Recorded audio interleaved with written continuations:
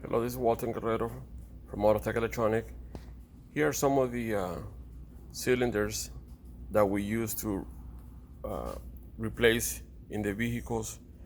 A lot of times we get calls, customers not able to get the vehicle started, and it has to do with the cylinder not sending the correct signal to the engine computer.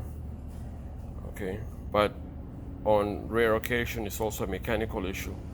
So if you send us a picture of your existing key, we can help you sending you a brand new replacement, so that way you don't have to struggle with your ignition and have issues starting the vehicle.